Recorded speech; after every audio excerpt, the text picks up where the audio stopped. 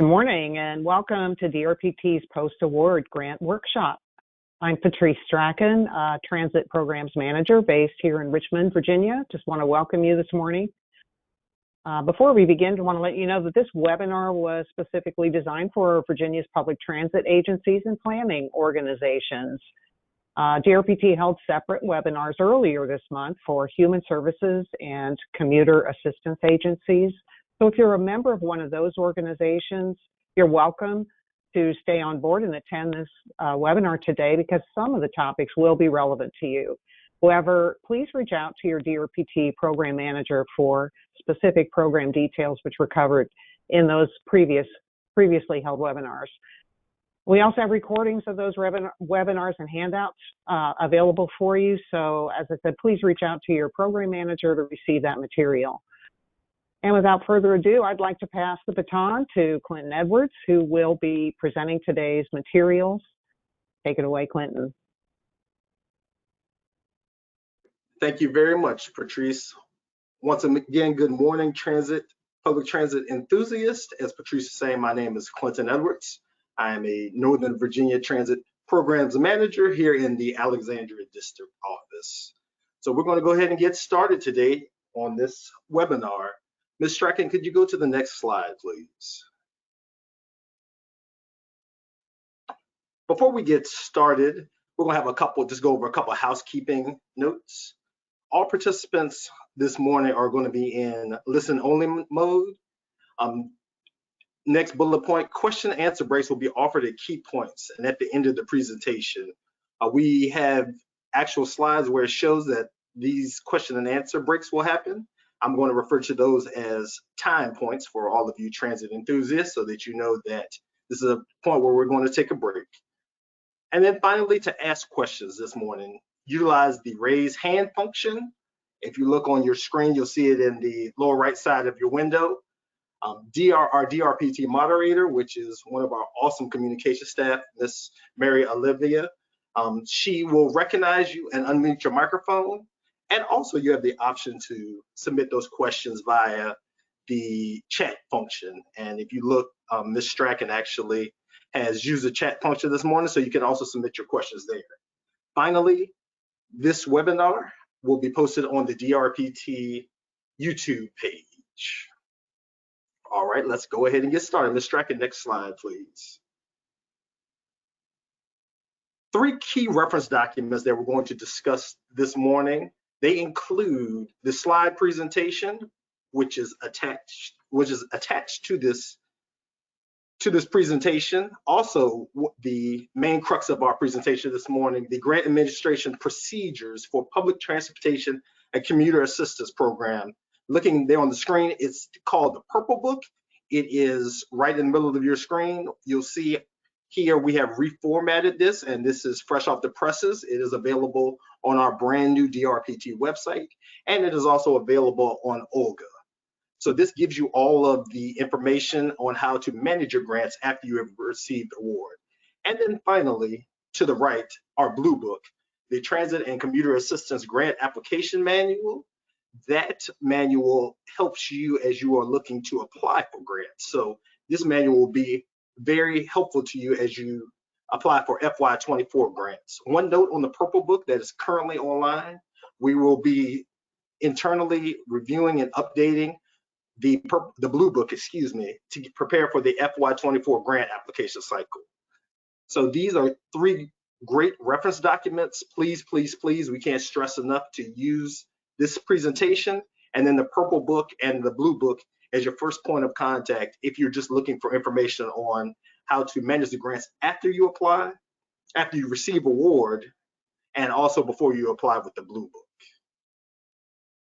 We will now move on to our agenda topics for this morning. Ms. Strachan, next slide, please. In celebration of DRPT's 30th anniversary this July, today's presentation, we're going to be on Route 30 because DRPT's 30th anniversary. This morning, we have a total of 8 stations or stops that we were taking you all through along Route 30 so that we can get everyone prepared so that you can actively and have great grants management with these awards for this FY23 cycle, with those grants that just started, state managed grants that started on July the 1st. So our agenda, starting off with grants agreements, moving into grants administration, we'll do a brief procurement update on buses and our GPC contract, communications update. We'll talk a little bit about all of the great branding that our team has done. Engineering updates, we'll have some very key information about any bus stops that our transit enthusiasts and our transit partners want to put on VDOT public right-of-ways. And then finally, we'll go to wrap up and next steps. So moving on to our very first stop this morning, grant agreements. So we have all just gone through the FY23 grant cycle, and now we're getting ready to figure out how we manage our grants. So we'll go ahead and get started on this section. Next slide, please, Ms. Strack. Grant agreements, important dates and timing. Very first bullet point, as some of you all may be aware, on June 21st, 2022, our governing board, the Commonwealth Transportation Board, approved the 6-year improvement program, also known as the SIP. One note on the SIP, on the DRPT website, we now have an open data portal. It is a dynamic, great site that you can actually look at projects. It gives you a sketch of the project, and it gives a more dynamic feature than the previous static SIP that we had, that we had, that was the PDF version that was previously on our website. So when you get a chance, check out our website and check out that open data portal. During the month of July, and where we are right now, July 2022, many of our transit partners, you all have already started to receive your project agreement. And let me make a note here, this is for your state-only funded project agreements. Those project agreements are currently in Olga. From July to September, the DRPT is preparing project agreements for the DRPT controlled federal funded projects. Those are for our transit partners that receive Section 5303, Section 5310, and Section 5311 funding.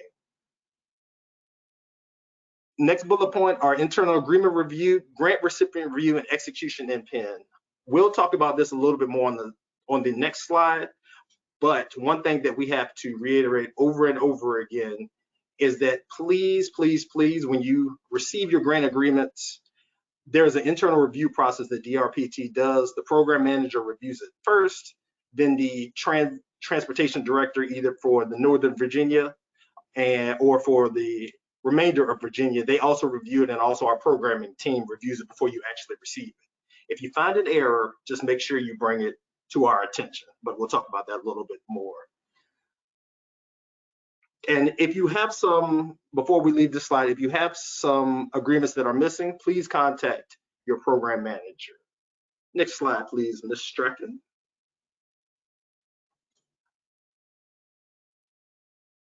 I'm going to take a few moments here on these FTA control funds under this grant agreement section. For the federal funding, and this is for urban recipients only, so those recipients that if the funding is FTA funding directly through the Federal Transit Administration, Section 5307, and then the Urban 5339, no transfer of funds needed. All right, the second bullet point is very key. These steps have to be followed precisely before DRPT will actually write your state agreement as the match to these federal funds. If this is FHWA funding, and FHWA is Federal Highway Administration funding, CMAQ or RSTP, Congestion Mitigation Air Quality, or Regional Surface Transportation Program, you must first, our transit partners must first complete an FTA grant application and notify DRPT, our programming team, the federal funds are ready to be transferred flexed. This second bullet point, this is going to require some coordination between our transit partner and their local MPO. The partner must ensure that the funding is correctly reported in the TIP or the STIP, the Transportation Improvement Program and the State Transportation Improvement Program. The flex or the match cannot be processed until the TIP or the STIP is correct. I'll say that one more time. The flex or the match cannot be processed unless the TIP and the STIP is correct. We will not that cannot be processed, and we will not be able to write a state agreement. So you're seeing that I'm going through all of these steps in a synchronous order so that you will see at the very bottom where we will actually be able to write the agreement. Prior to any state agreement or state match to these FHWA flexed funds, that our programming team will confirm with the FTA before flexing the request. Any Federal Highway Administration flex requests are sent first to the Virginia Department of Transportation for processing. Finally, once the FTA approves the application, please notify your DRPT programming or your program manager. Once again, once those FTA, once they approve the application, notify us that the application has been approved. And at the very bottom of this slide, you will see that the state match agreement is written after the notification from recipient of FTA award. So we will not write the agreement until after all of these steps are met. We can't stress that enough. We need to make sure that those funds have been properly programmed, and the tip or the step that they also have been flexed, the application has been approved, then we will write the agreement. And those are the steps that have to be followed. Next slide, please, Ms. Strachan.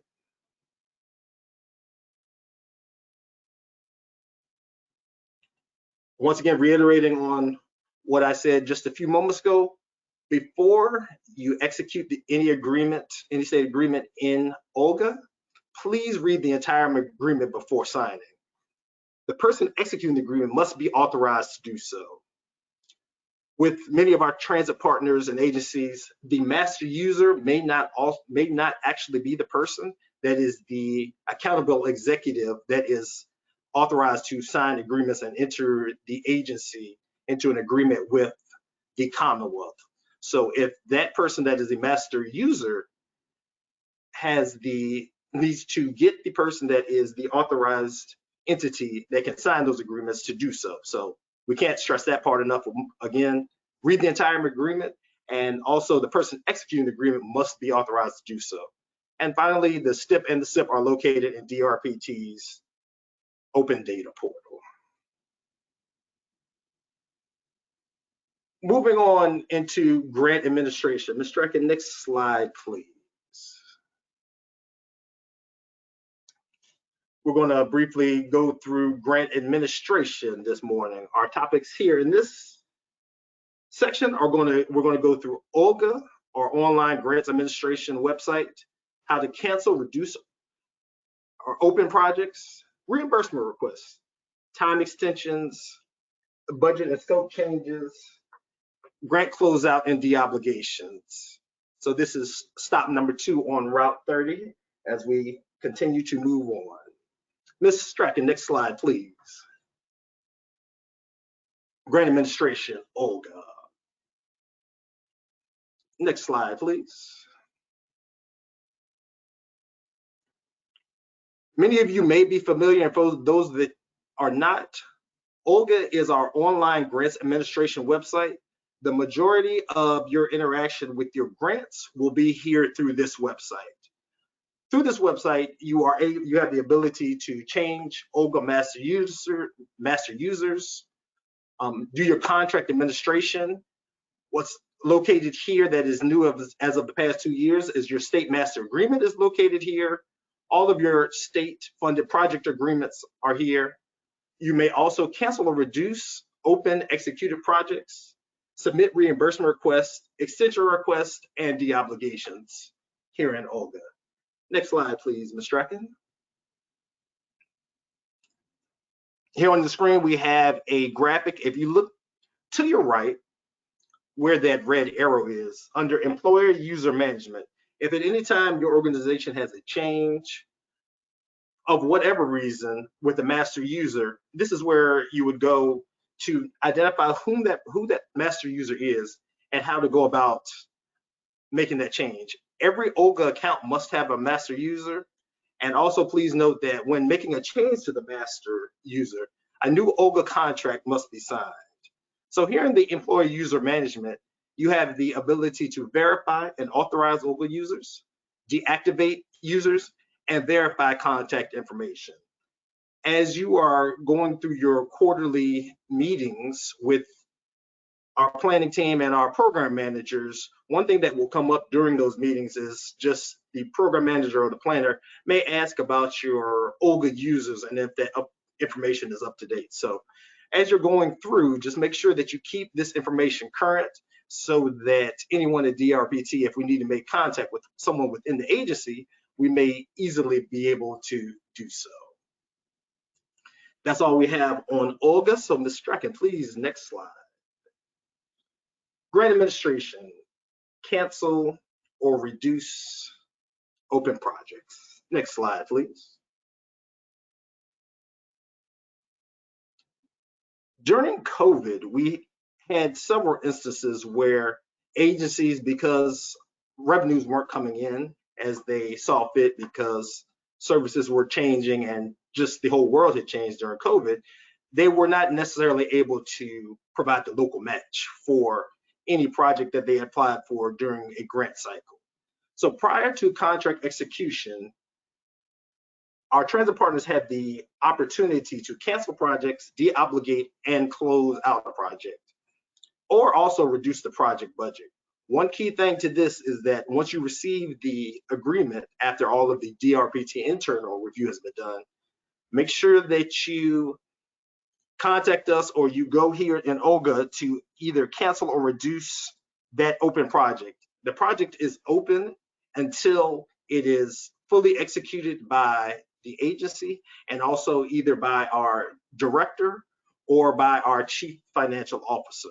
So before you go in and pin that agreement, if you need to cancel it, deobligate or to close it, you can go right here into OLGA and make that change. So if you look on your screen, right there, we have a bright red arrow pointed to cancel or reduce open project, and that's how you can do that. And as always, if you ever need any assistance with canceling or reducing an open project or anything that we discussed, please feel free to reach out to us here at DRPT. We are always more than willing to assist our transit partners. Next slide, please, Ms. Strachan.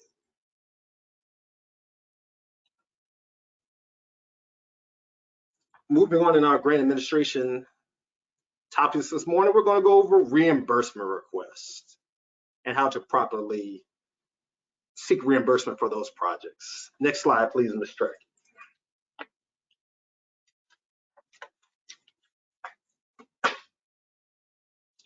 Reimbursement requests should be submitted at least quarterly, no more than one per month per project.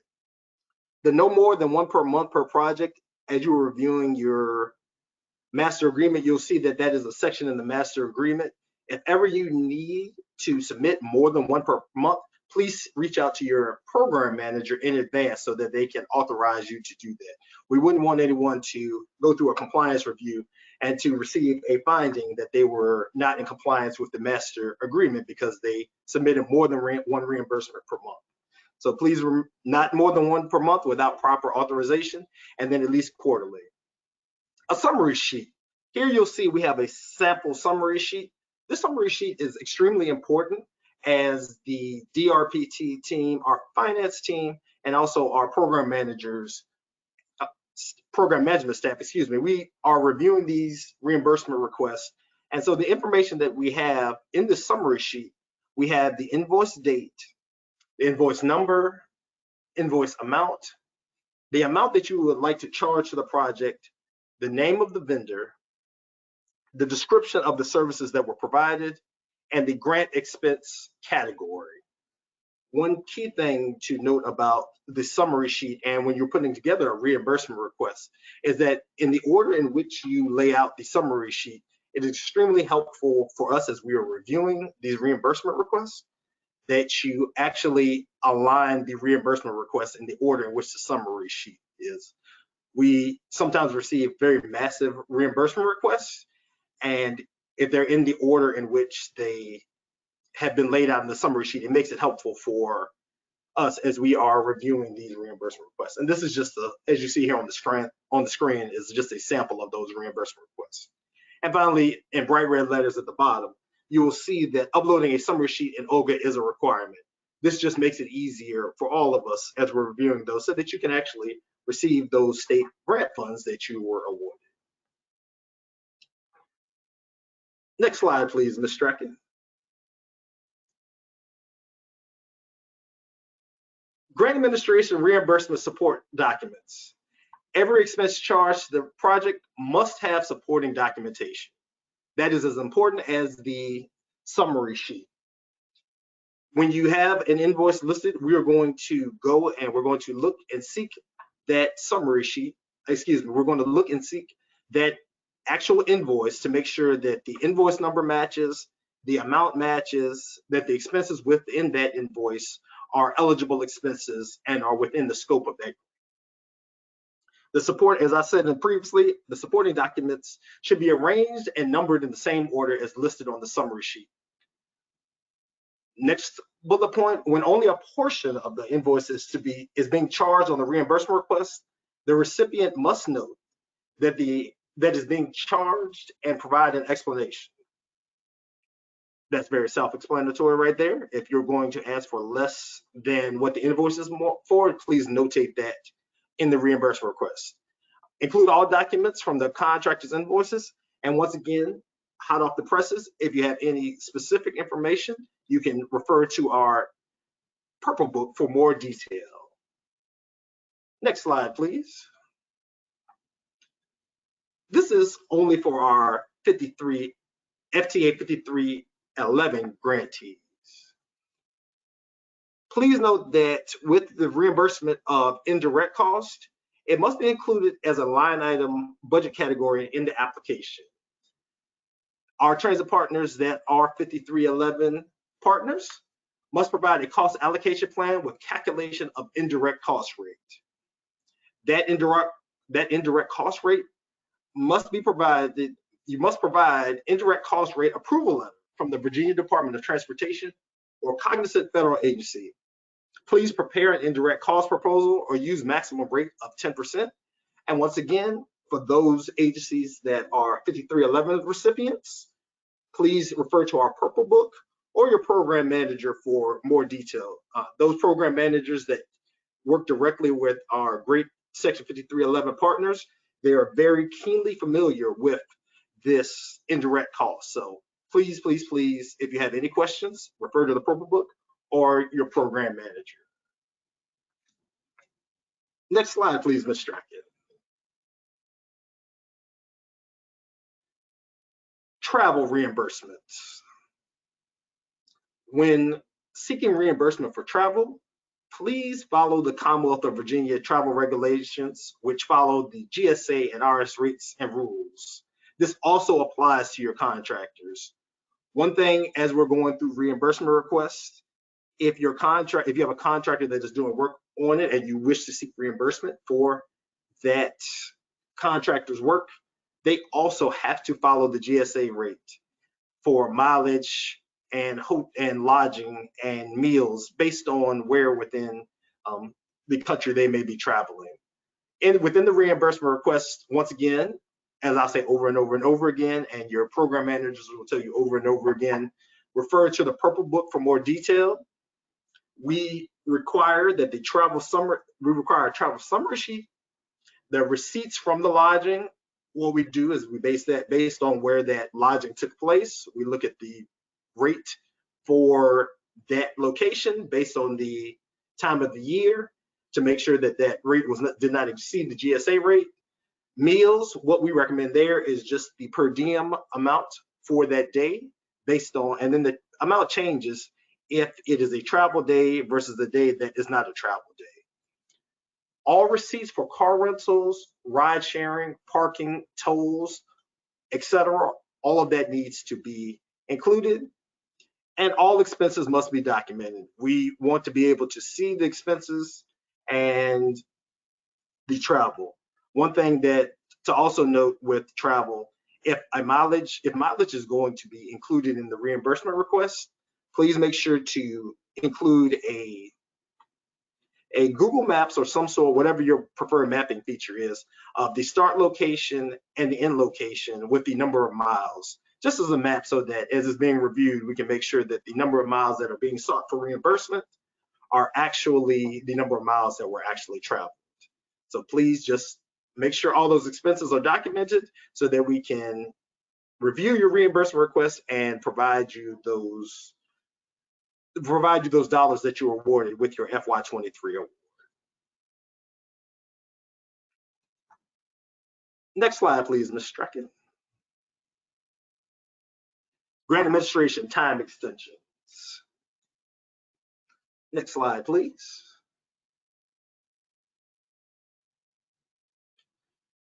Extension requests. Generally with extension requests, our busiest time of the year with extension requests normally runs from grants that expire on June 30th and on December the 31st. Because of the volume of extension requests that we receive in the June and the December time, and then any time that we have an extension request, we always request that these requests be submitted in OLGA 30 days or more before the end date. One thing, as our partners across the state, as you all are having quarterly meetings with planning and or program management staff, as you're going through your grants during those quarterly meetings, it should be flagged that a grant is coming up for extension, and at that time you should discuss whether you want to seek a reimbursement request. We on our end, we don't want to be surprised, and you on your end don't want to be surprised as well. The second note under here is just saying that submitting less than 30 days, submitting a extension request less than 30 days increases the risk of the extension being denied or grant closing before an extension can be granted. Do not, please do not wait on the last minute. When we receive reimbursement, I keep saying reimbursement requests, excuse me, everyone, extension requests. When we receive extension requests, we have to do some back-end level of research. We need to figure out the validity of the request, why more time is needed, if there's anything that's causing the project to be delayed. And so that takes some time if we have to go back and forth with project management team on your side, if we need to do a site visit, if we need to do any level of extensive work, because once the program manager receives it, they review and approve it. It goes to our director of transportation, either here in Northern Virginia or the rest of Virginia. Also our programming team, they have to review it on top of, depending on the amount of time and the amount of the extension request, it has to either go before the chief of public transportation and also the chief financial officer. Please, when you're doing these extension requests, do one per project, and the maximum extension time is 12 months. One thing that will be extremely helpful when you submit an extension request, if needed, is to provide us a very detailed explanation of the need for an extension. Again, as you're having your quarterly meetings with staff here at DRPT, talk through this process if you think you're going to need one well before the time that the grant is going to expire. So please include the explanation of the need for an extension, new project schedule and updated milestones, and other relevant supporting materials. And once again, I can't state it enough, please ensure your DRPT program manager knows you need an extension request. And finally, and the bottom in bright red letters, there is no guarantee that a request for an extension will be approved. We look at all of these extensively on a case-by-case basis and make our best judgment with the information that you all provide us as far as how we will move forward when looking to extend a grant. Next slide, please, Ms. Strike. Grant administration budget and scope changes. One thing that you will not find within OLGA are forms for budget and scope changes. I'll talk a little bit about this and how you can actually get that form in the event that you need to do a budget and a scope change. Next slide, please. First and foremost, talk to your DRPT program manager. Your DRPT program manager can provide you with the appropriate form and help you start you through the process. Those changes, as I previously stated, for budget and scope changes, it's the same form. Those change requests are submitted to your DRPT program manager. not Olga. The scope change may be allowed if the change does not materially alter the original intent of the project. Examples of these allowable scope change requests. We have those listed here on the screen, just to give you a little bit more of an example for revenue vehicle types.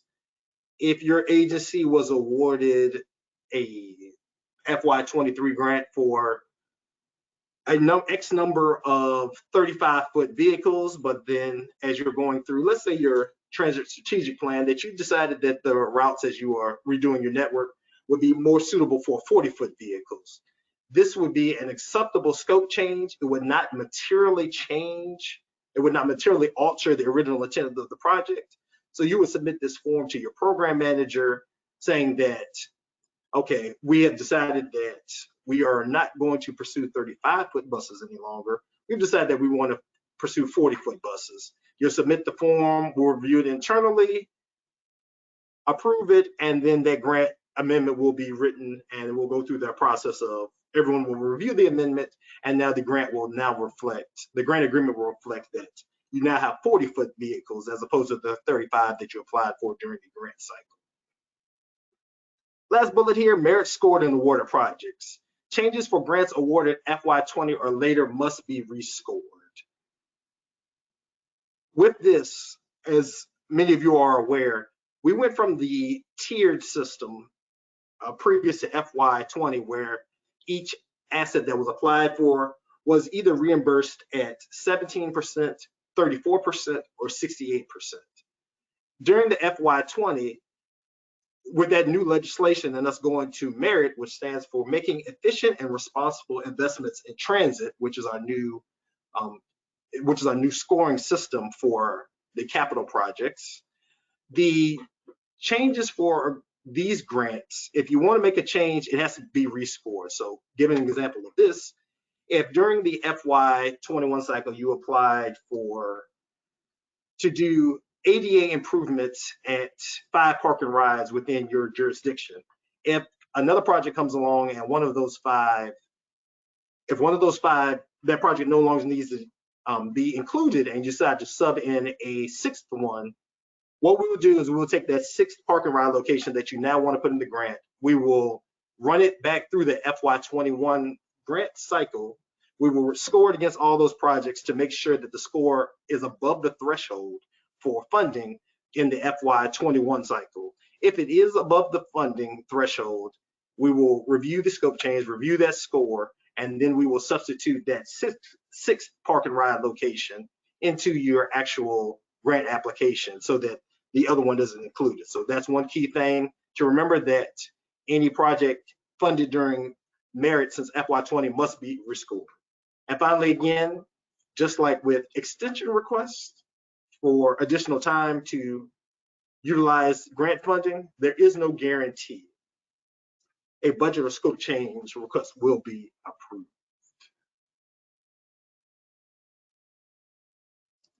Last 2 slides under grant administration, grant deobligation and project closeout. Next slide, please, Ms. Strack.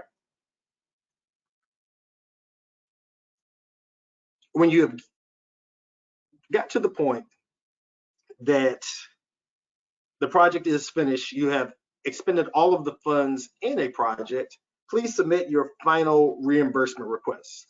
Final reimbursement requests must be submitted through Olga within 90 calendar days after the final expenditure or project end date, whichever occurs first. Check that it is the final reimbursement request. If you lean into your screen a little bit, depending on the size of your screen you look right now, if you look at our red arrow, you will see there's a box with a check there that says final reimbursement request. And under that box, it says selecting the final reimbursement request box will redirect you to deobligate the remaining balance once the reimbursement request is submitted. Check that box if this is the final reimbursement request. Don't check it if it isn't the final reimbursement request. What that will do is that will trigger that it says, if you look just above the arrow, you'll see total reimbursement amount that was 0. You can disregard that. For this one, this was just an example. The total reimbursement will show the amount there, and that will show that you have fully expended the grant. In the event that you do have funds remaining on a grant and the final reimbursement request will not fully expended, you will do what we have here in number 2. You will complete a project deobligation request in OLGA. A deobligation is needed for all projects, even those with a zero balance. So you have finished your project, it has come in under budget, on time, and delivered with excellence, and there's funds left over. So you just go into OLGA, you deobligate those funds, and that will also close out that grant. That's all we have for grant administration. I will take a time point here. Next slide, please, Ms. Strachan. We will take a time point here to gather ourselves to make sure we're still on time and see if we have any questions. So Patrice and Mary Olivia, do we have any questions? Please ask questions. Please, let's do this interactive. Yeah, I see a couple of questions. So I'll go ahead and address those, and there's also a comment. So first of all, first question I see is from Barb Creel. Barb, thanks. This is a great question. Back to reimbursements, the question that she is asking is in regards to the, as she calls it, the cover, but I believe you mean the summary page, which is that, essentially the cover sheet that is included with reimbursements to summarize and list each and every item that's listed within your reimbursement. She's asking if there is a template of that cover sheet available online. We currently have an example listed in our Purple Book. If you recall, we just republished or published the newest edition of the Purple Book. It is available right here in the GoToWebinar panel under the handouts. You can download a copy. Under the reimbursement section of the Purple Book, I believe on page 19, there is an example that you're welcome to copy. We don't have a live Excel version of a template, Barb, but if that would be helpful to everyone, just shoot me an email or let me know. We're happy to create something for you and get that out. So great question. Thanks, Barb. Also see a question from Mindy Sweeney. If it's the final reimbursement and the box is checked, but that reimbursement is rejected, would the organization still have the opportunity to resubmit that request, or would it deob that? Okay, great question, Mindy. If you check that it's your final reimbursement, but that reimbursement is rejected, it resets everything. You, yes, would then have the opportunity to resubmit the request and, of course, request to deobligate once more. But the entire request, if it's rejected, that entire request resets everything as if it hadn't been submitted. And then I have another question from, well, this is actually a comment from my colleague, Mike Mucha. Mike, thank you for this point of clarification in regards to operating grants. There are no extensions permitted on operating grants. In most cases, you probably wouldn't even think to try to extend an operating grant, but if you're a 5311 recipient, you know that some of your federal operating funds are awarded on a reimbursement basis, and you do need to submit reimbursements to receive your federal funds. And in those cases, that end date cannot be extended. So good comment. Thanks, Mike, for pointing that out. I don't see any hands. I don't know, Mary Olivia, are there any hands raised for any additional questions? At this time, there are no hands raised. All right, well, I can pause for just a second if there are any other questions that we can help with. Oh, here comes another one. Oh, okay, Christina, thank you. Just saying, love the Route 30. That is great. That's clever, very clever, Clinton. I believe I've covered all the questions and comments. Thanks, everyone, and we're going to return back to Clinton for further presentation. Thank you, Patrice. Great questions, everyone, and thank you, Mr. Mucha, for that point of clarification.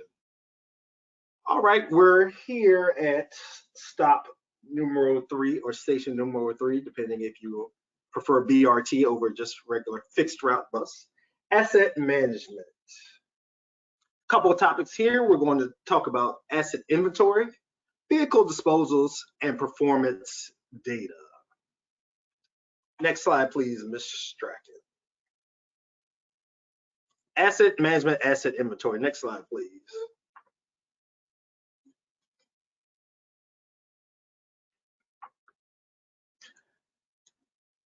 Many of you may be aware that DRPT now uses Trans Am system for asset inventory.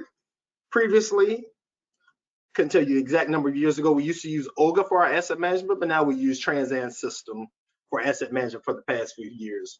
Included in the Trans Am system are all revenue vehicles, equipment, facilities, and infrastructure. One thing that we request our transit partners to do across the Commonwealth is to update asset data twice a year. Update the asset on January 15th and July 15th. I'm sure that now that it is July 28th today, that all of our partners across the state have conducted their July 15th update of their Trans Am assets. In these profiles of all these assets includes the age, condition, and the mileage of those assets, and then also life cycle events, in service, out of service, and disposed. One key point for merit scoring is that with that January 15th update, merit scoring priorities capital projects based on Trans Am data.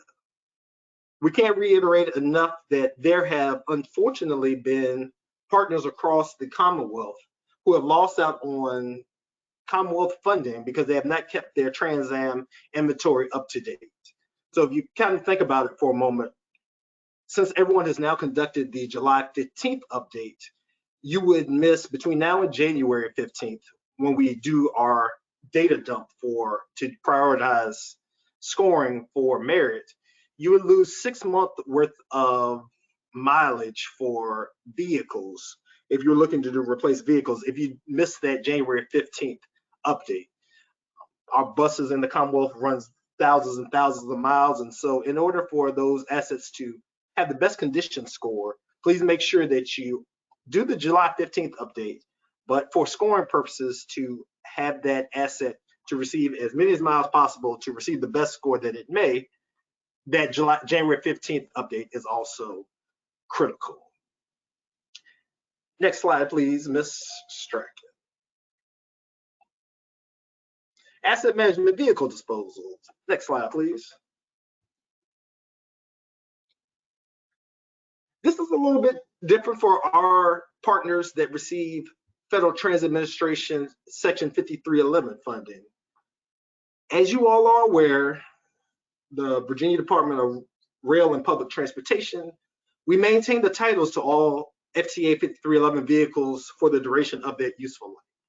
The reason that DRPT maintains those titles is because since the 5311 funding comes directly to DRPT, we maintain those titles within our files there at our headquarters down on Main Street in Richmond, Virginia.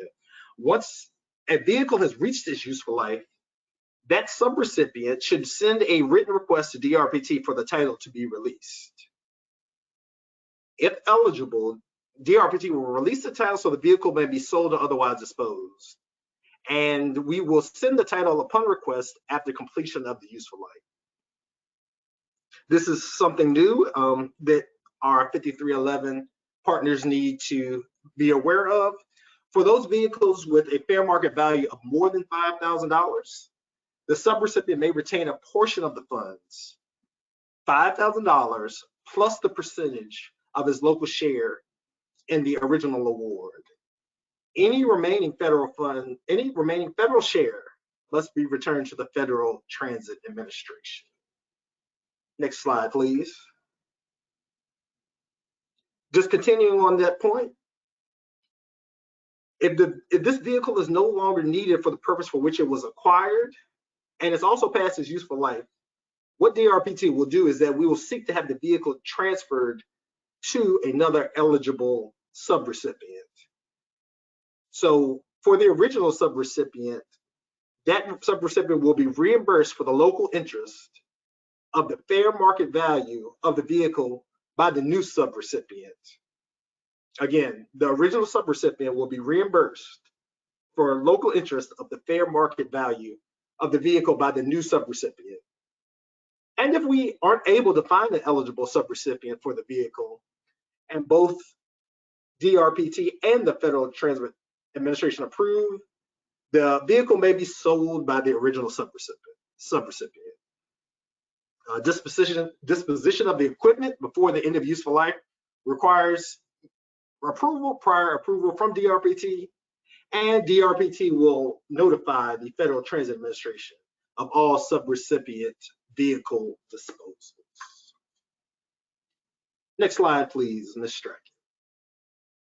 Asset management performance data. Next slide, please. One of my favorite things to review and to discuss is performance data. Any recipient of DRPT operating assistance are required to submit ridership, unlinked passenger trips, vehicle revenue hours, and vehicle revenue miles in our aforementioned OLGA on or before the last business day of each month for the previous month's activity. We can't stress this enough at this point now, because on the very bottom slide, what you'll see there is monthly performance metrics are now posted on DRPT's open data portal. Many of you, as we went through the spring, we kind of went through the process with you all, and if that data hadn't been received in OLGA by the last business day of each month from the previous month's activity, you may have received an email just encouraging you to go ahead and get that data submitted so that your data could be up to date in OLGA to prepare us for when we went live with monthly performance metrics now being posted on DRPT's open data portal. The agencies that are required to submit annual passenger miles traveled in OLGA must do so on or before December 15th each year. And again, all performance metrics must be entered in OLGA by mode. And just reiterating one more time that all of our partners need to be aware that your data is now public, and it's critical that you report on time. Please, please, please be cognizant to ensure that the data is correct and accurate. Next slide, please, Ms. Strachan. Continue with performance data. As you submit your monthly data, we request that you provide backup documentation that supports each metric being reported. The backup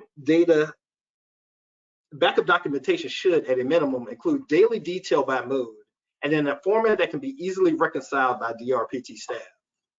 Summary tables generated by Farebox or APC software will be accepted.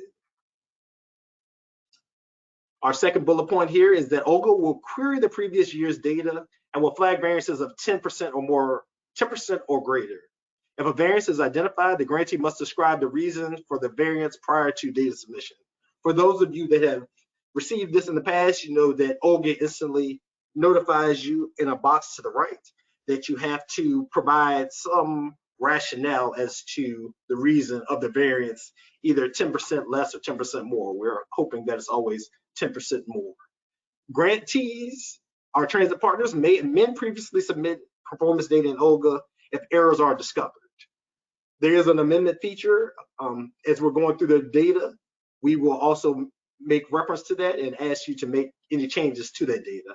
And finally, on this slide, we ask that our transit agencies and our partners to complete performance data amendments in OLGA no later than October 1st for the previous state fiscal year. So for FY22 state amendments, they are due on October the 1st. Next slide, please, Ms. Strachan. And just to further reiterate performance data and the importance of properly supporting that data with backup documentation, here on this slide, what you will see is that when our compliance team goes around the Commonwealth and does compliance reviews for all of our transit partners and agencies, the top finding that they have after the compliance review has been completed is that the performance data has not properly supported. Either the backup documentation doesn't match what's in OLGA, the data that has been submitted to the National Transit Database does not match with OLGA. There's a discrepancy somewhere, but as you can see just from this graphic, performance data not properly supported is the top finding when we are doing our compliance review. So just want to reiterate that with performance data, we want to be able to tie it back to the supporting data that you have attached in OLGA when you are submitting the data on a monthly basis. Reach our next time point. Ms. Strachan, next slide. Open it up for any questions.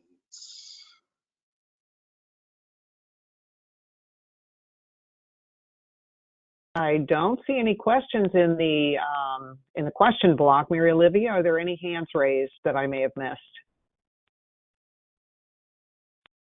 That just came in. Oh, wait, here comes one. Yeah, no worries. I just see one now. Why do you think performance data is not properly reported? Good question. That's from Ted Reek. What we mean by properly reported means that the data that you're submitting via OLGA ties to the supporting documentation that you maintain in your files. And of course, you know, we do ask that you upload that supporting documentation when you submit your performance data, but we're going to check to make sure that the data submitted ties to the data that you submit in OLGA. We have found through our compliance audits that frequently, as you could tell by that last slide, that frequently the support does not tie to the number that was submitted in OLGA. And often we recognize that changes happen, that your data is fluid, and you may have changes to your performance, and perhaps you forgot to go back and submit that in OLGA, or you didn't submit it correctly. There are just a number of ways it cannot be properly reported. So I hope that answers your question. But we have found that continues to be a fairly frequent finding on compliance reviews. Any other questions?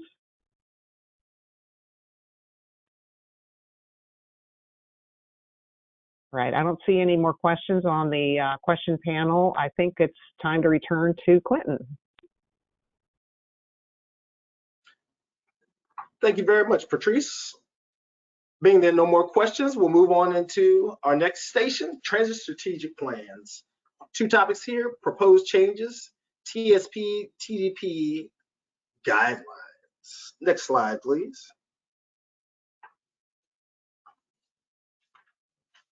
With our transit strategic plans, we have two proposed changes that the Transit Service Delivery Advisory Committee will be, as they're doing their work this past spring and moving through the summer and into the fall, two changes that they will be reviewing.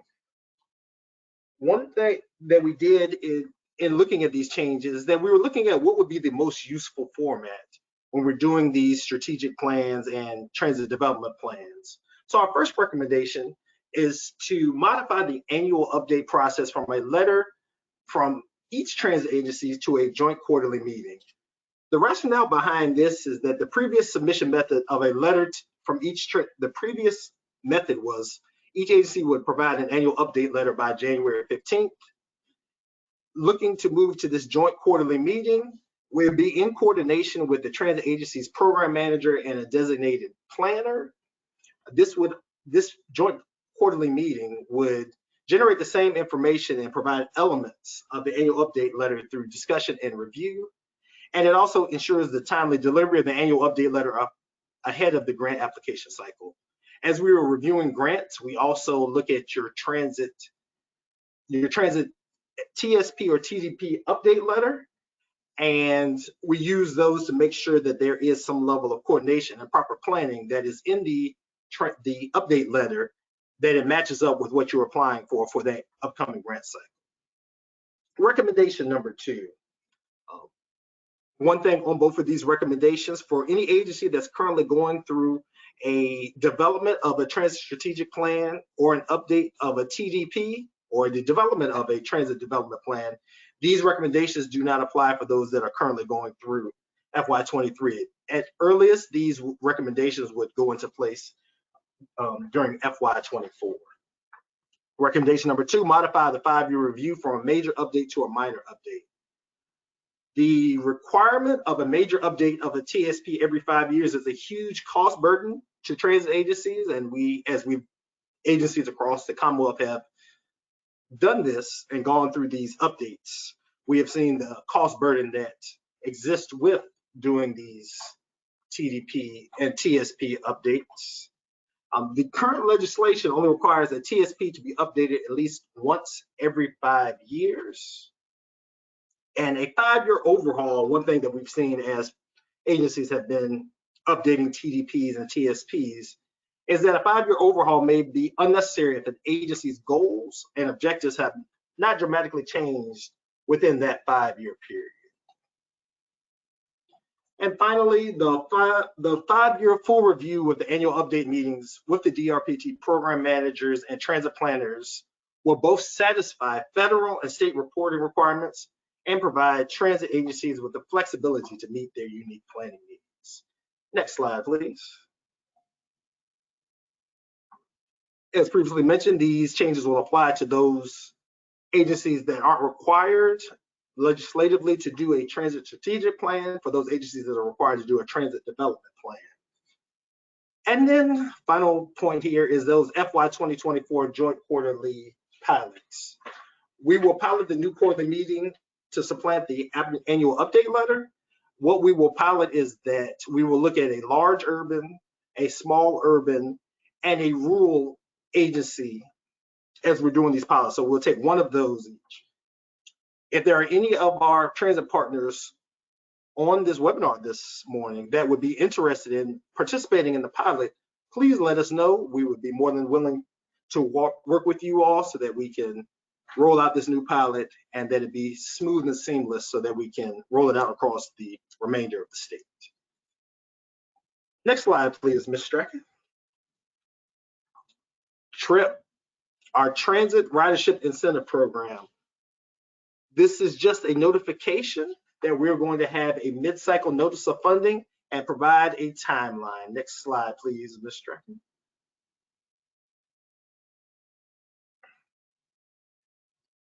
Our TRIP program is the Transit Ridership Incentive Program. This mid-cycle grant opportunity is going to be for the Regional Connectivity Program. As you all are aware or may not be aware, TRIP has two arms. There is the Regional Connectivity arm and also the zero fare, reduced fare arm of the TRIP program. I'll just give everyone a moment here just to review this slide, just talking about the Regional Connectivity opportunity, mid-cycle grant funding opportunity.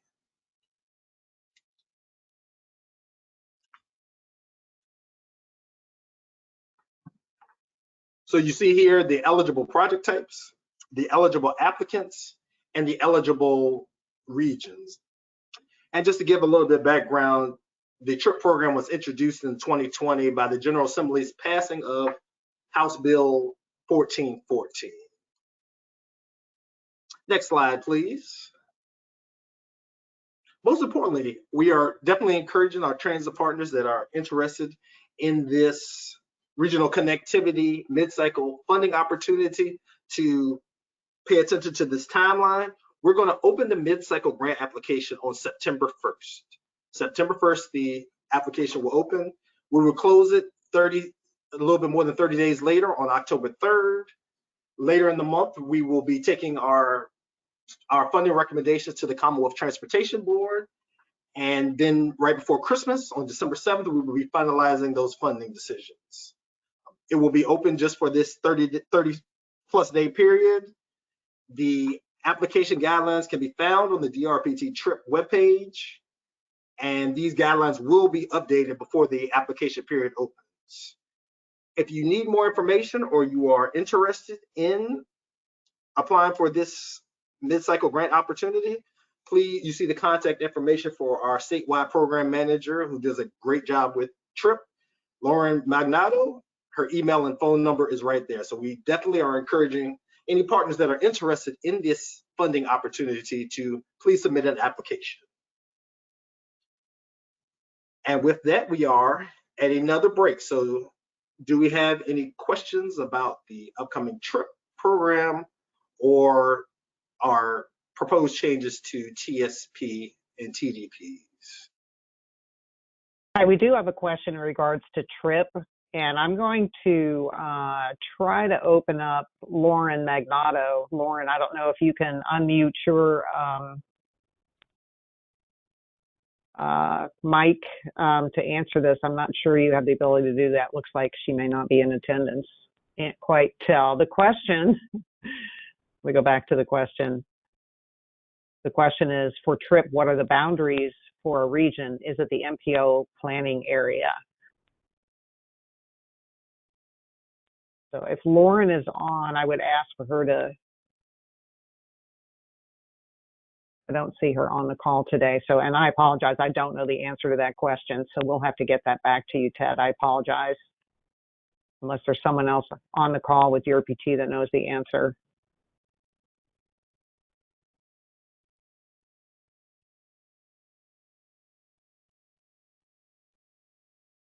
All right, and let me see if there are any other questions. We will get back to you on that one, Ted.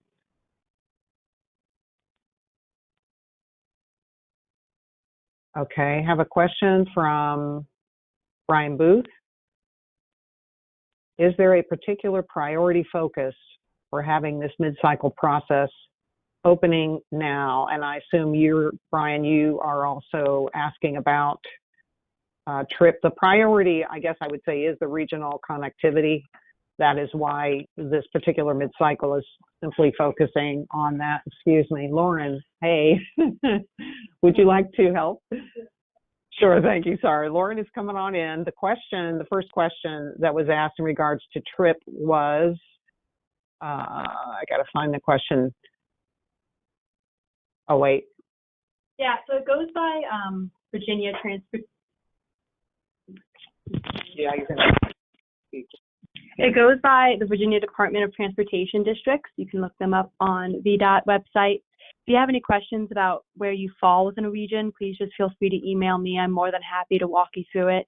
It also depends on where the route is traveling to.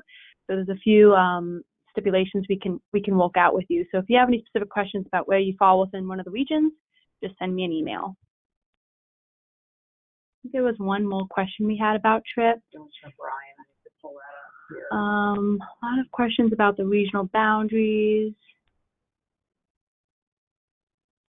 Yes, so it doesn't necessarily coincide with MPO planning areas. Like I mentioned, I think the best point of distinction is the VDOT planning districts.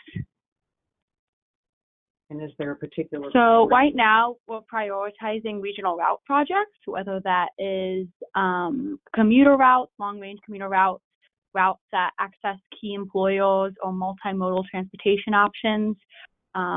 I think one of the priorities we have is as people are returning to work and returning to the office, we want to make sure that commuting transportation is at the top of our minds.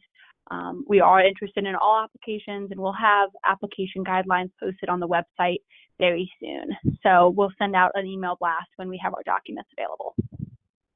Thank you, and I apologize for the technical difficulties.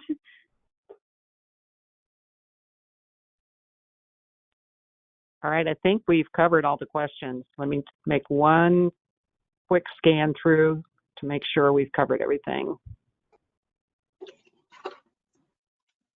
There is one additional question in the question box. Okay. Do you mind reading it to me? The question is, when would funding be available for this cycle? We would present our recommendations to CTB in, I believe, December. So funding would be available in the winter after we make our recommendations and have CTB action on it. Okay, I think that's it. We're going to return to Clinton and continue on. Thanks, everybody. Thank you, everyone, for those questions on TRIP. And thank you for making this an interactive webinar. All right, we are now at bus stop number 6 or station number 6 on our presentation, procurement updates. I'm just going to have a brief update on the GPC contracts, prompt payment requirements, state bus contract update. Next slide, please, Ms. Strachan. We now have a new general planning contractor, what I referred to previously as GPC. The bench of consultants will be available for the next 3 years. The prime contractors of our GPC bench are RK&K, Kimley Horn and Associates, AECOM Technical Services, WSP USA Incorporated, Michael Baker International Incorporated. The intent to award this new general planning contract was announced on July the 13th. These firms that I just listed, a listing of these firms and some basic information about how to utilize the GPC bench will be posted on the DRPT website soon. Please note that any active task orders utilizing the old GPC bench can continue to use those task orders, can continue until those task orders close, and new task orders will go to the new GPC bench. It is important to note that if you are currently using or have historically used a consultant no longer on the new GPC bench, please be aware that some firms are no longer part of the DRPT bench. We are working to add sub-consultants to prime contracts. However, for now, they are not available. Next slide, please, Ms. Stratton.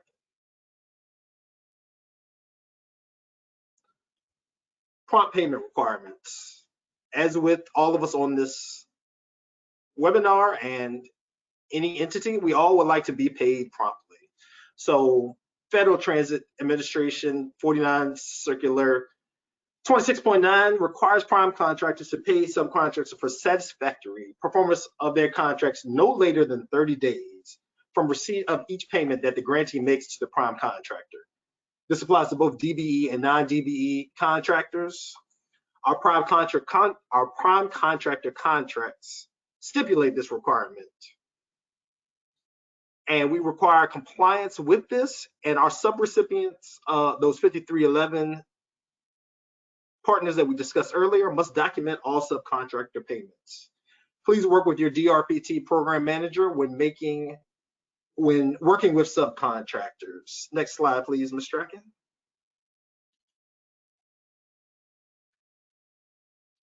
Final part on procurement, we have some good news.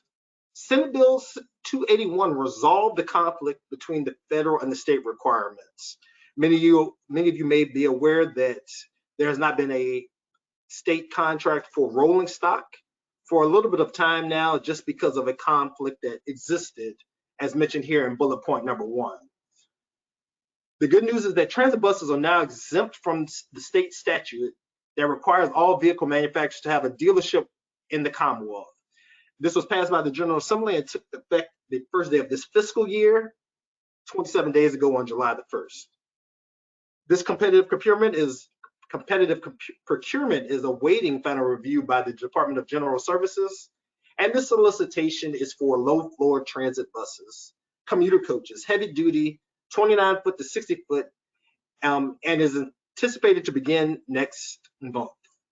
And this solicitation will include several propulsions, including battery electric, compressed natural gas, and diesel buses. So we are glad that this was able to be resolved through this past General Assembly action, and we will soon be having a state bus contract. Next slide, please.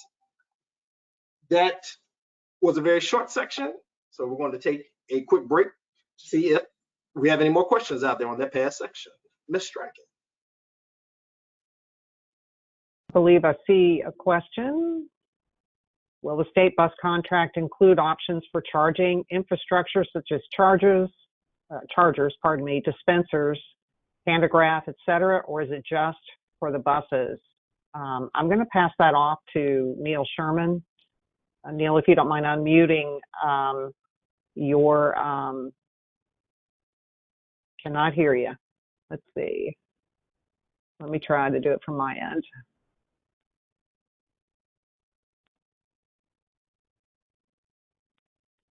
Here we go. There we go. You want to try it again? Yes, it will include infrastructure, and so the solicitation will have multiple vendors or manufacturers on it. So it will be a negotiated thing of what they have available and things of that sort. But our goal is to include the charging process also. All right, here comes in another question from Lisa Guthrie. Lisa asks, are there procurement plans for infrastructure such as bus shelters? I'll hand that back to Neil. Not at this time.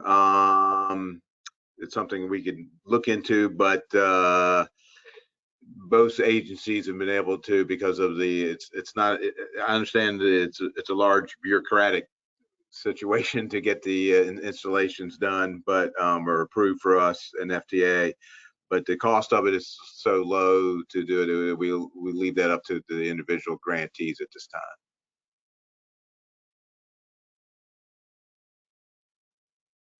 That's a great question, Lisa, and I know there will be some more information about bus shelters later in our presentation, so stay tuned, not particularly to answer your question, but some other topics relevant to shelters, so stay tuned. I don't see any other questions at this time, so I'm going to hand it back to Clinton. Thank you, Patrice, and thank you, Neil, for answering those questions. Communications updates. Stop number 7 on our webinar this morning. We'll briefly talk about our policy and communication staff and communications assistants. Next slide, please. Here is our DRPT policy and communication staff. As we've walked through this presentation today, you will see the new, nicely polished DRPT prototype of our new PowerPoint presentation. These 4 individuals have also kicked off our 30th anniversary celebration with all sorts of social media posts and different information that we can use here at staff as we are celebrating 30 years of connecting the Commonwealth.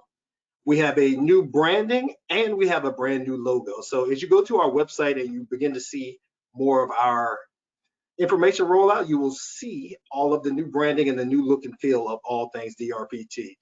This group, of course, is led by our Director of Policy Communications and Legislative Affairs, Andrew Wright, and we have Miriam, Amy and Mary Olivia.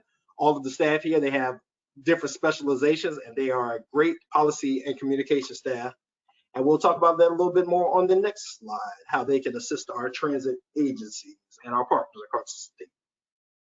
How can we help our communications team? Press releases. We have the ability to issue joint releases, assist with drafting those releases, creating content, sharing posts. Miriam does a wonderful job on all of our social media, with all of our social media platforms, public events, photography, something as simple as that I didn't actually think about, but having the right type of DRPT logo for a groundbreaking event that was held in Northern Virginia a couple of months ago. It needed to be specific, and of course our communications knew exactly what needed to be done so that that agency could have our logo that could go right properly on the groundbreaking box. Photos, public events. If you need assistance, please contact the director there, andrew.wright@drpt.virginia.gov. We want to help you and participate with you in promoting public transit and rail all throughout the Commonwealth any way that we can. Next slide, please, Mr. Atkins. Our last stop here on Route 30, engineering updates, transit shelters. My, have we learned a lot about transit shelters in the past few months? Next slide, please.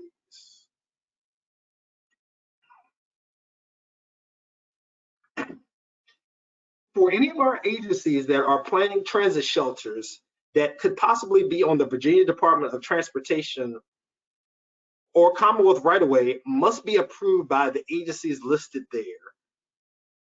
They must be approved by the Commonwealth of Virginia Art and Architectural Review Board, AARB, the Department of General Services Division of Engineering and Buildings, VDOT, their land use permit, and their capital outlay facilities management division there at the central office. And the land use permit division is a local residency office. Next slide, please.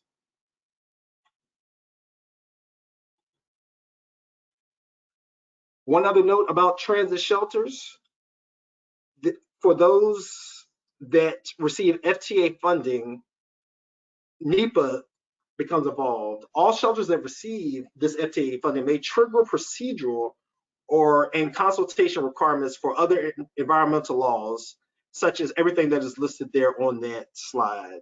Any questions about NEPA compliance on FTA projects should be directed to regional staff.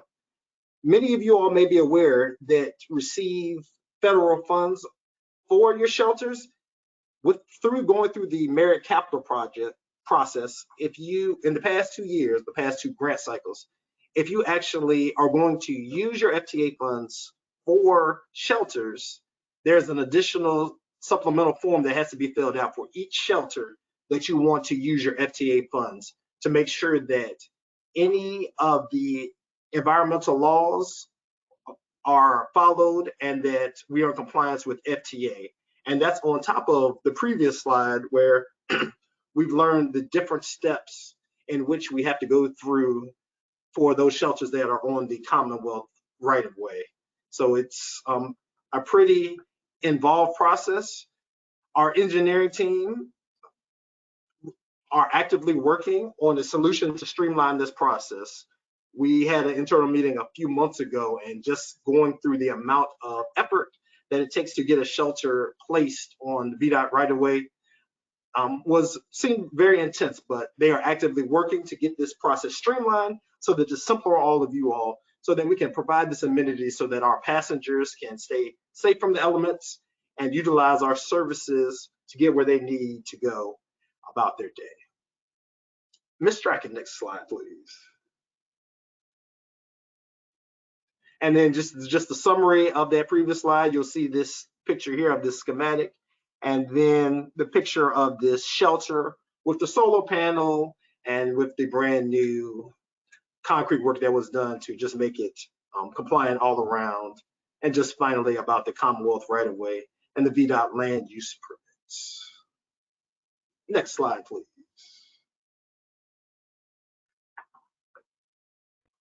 Any questions on that section or any other section? Yes, we actually have a question on this section, so I'm going to read this question, and Alan, if you can unmute yourself, I think it'd be great if you could answer this. The question is, for shelters, do the approving agencies have design standards to streamline the approval?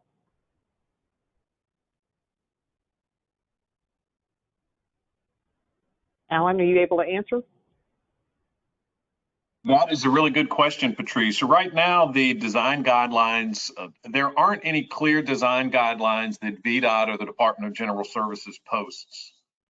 They reference several building code requirements in their construction and professional services manual that they use as a guide when evaluating shelter designs. But it's one of the opportunities that we are considering developing for VDOT and DGS. FDOT, Florida DOT, and several other DOTs out there have some really comprehensive design guidelines for transit agencies to develop and install shelters. And we think that would be a really great tool to offer to transit agencies in Virginia. So currently, the Department of General Services and VDOT do not have design guidelines, but it is one of the goals that we have is to develop something for the transit agencies that they can use as a step-by-step guide in their planning and development of shelter designs, along with a checklist. And does that answer the question? I'm sorry that I can't pinpoint right to design guidelines. That's something we need to work on. I think that's great. Thank you, Alan, very much. Any other questions? We know shelters are a hot topic right now. Or anyone else have any questions regarding shelters? Okay, if not, I'm going to hand it back to Clinton. Thank you, Patrice. And for all of you all that may be aware, Alan Saunders is our engineering manager. Just to let you all know who that was speaking. Wrap up and next step. Transit enthusiasts, we have reached the end of the line. Here we are at the end. Next slide, please, Ms. Strachan. We have several reminders here. under wrap up and next steps. I will not go through all of those, as you all have it here on your screen and you have the copies of the presentation. What I will make notice of is the previous webinars that have happened so far this month. Please also make note of the August deadlines. And then one final thing, the TRIP notice of funding announcement for those regional connectivity projects that we talked about earlier and Lauren expounded on a little bit more. Amending, correcting your performance data. And this upcoming fall, FY23, FY24 grant workshops, more details to come. Once again, download and read your Purple Book. And as always, please reach out to your DRPT program manager with any questions. We are always here to help. We are always here to help. And we appreciate all of the work you all do each and every day to get our passengers where they need to go to and from their destinations safely and in a timely fashion. So here we are. We've reached the end of Route 30 this morning. Everyone loves to get somewhere early, even though we've only arrived 4 minutes early. Early is a good thing. So I'll see if we have any other questions, comments. Ms. Strachan. At this time, I don't see any other questions. So I want to thank everyone very much for your time this morning. Appreciate you attending the webinar. Clinton, thank you so much for presenting all of these topics. Hopefully everyone knows you can reach out to us in any way if you have any questions. We're here to help. And we just appreciate your time this morning. Thanks and good luck. That concludes the webinar.